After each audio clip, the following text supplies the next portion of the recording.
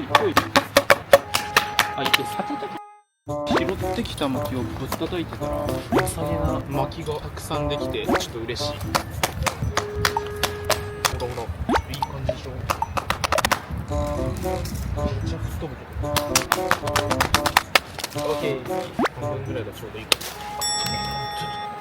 な。ぽいぽいぽいぽい。あ、いけそうみたいな感じですね。